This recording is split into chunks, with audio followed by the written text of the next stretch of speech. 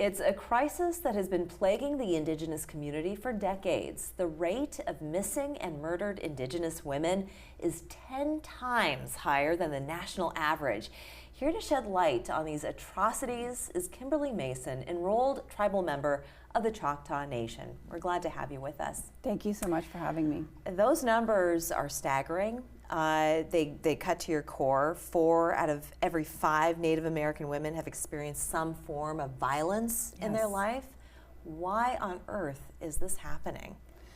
We don't know the reason why. Part of it we think is history. We believe that Native American history taught in schools may reduce these numbers. Also, Native Americans have archaeological history here on North America before America was found. And I think if we taught more about that, perhaps people would value life better than that. But we really don't have any idea. You know, coming from my outsider, call it ignorant perspective, when things come across, say, through social media, and you see members of tribes and communities that are working very hard to keep their culture alive, and you see certain things, there's a certain reverence with the elders in the community, the women in the community. So it's shocking to learn that what you see and what you perceive is not necessarily the reality.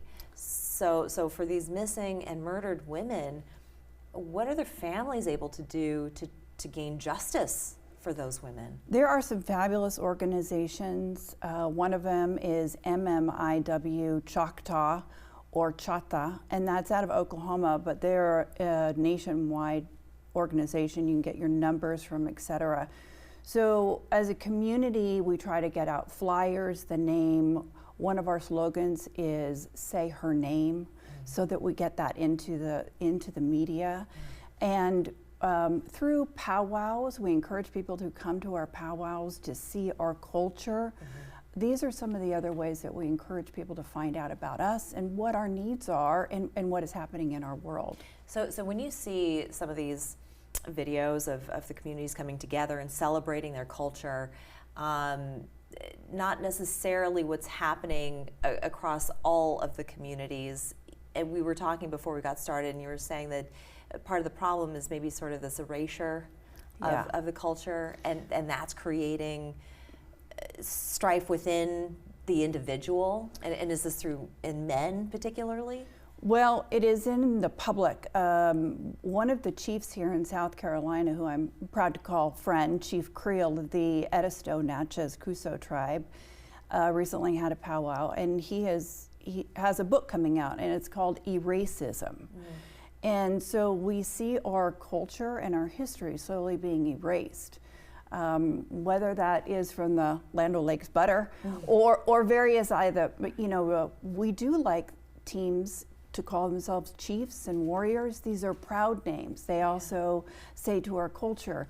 And so we do see some of these things erasing us, and we wonder if that adds to the missing, murdered, and Indigenous women and the numbers that we see. So when we talk about Indigenous women becoming a victim, are they being victimized from people within their own community?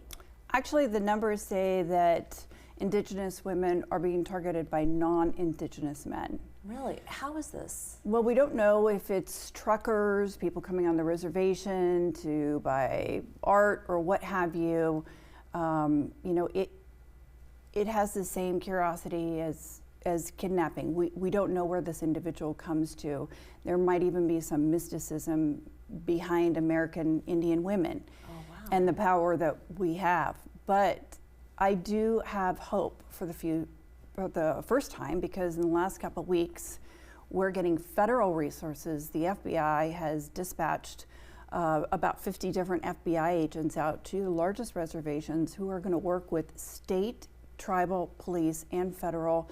And what they're going to do is they're going to link up their communications. And so hopefully we're going to solve this problem, and we're not going to see any lapse of communication where in the past there has been in between tribal police and state police. So I'm very happy. And when you're talking about these perpetrators being so very transient, That must be a very difficult task in order to kind of lock down. But now with the FBI getting involved, that should become a lot easier. Who would have ever thought that a woman who is representing her community would become such a soft target in that way? Right, and we hold a lot of strength in our tribes. Yeah. We are a matrilineal. Our women hold a certain amount of power there, Absolutely. and it's fantastic how we hold our women up. We give life. Yes, yes, indeed. Yes, and so we definitely. have to protect those by not losing our life. 100%. So May 5th is just around the corner. So what do you hope for everyone to do on that day? I hope for everyone to wear red. Yes. The Red Dress Day signed into resolution by the South Carolina and many other states, and so we're hoping everybody wears red or a red dress. Perfect. Thank you so much. Thank you so much, Kimberly, and thank you for being a champion for these you. women. Appreciate it. We'll be back after this.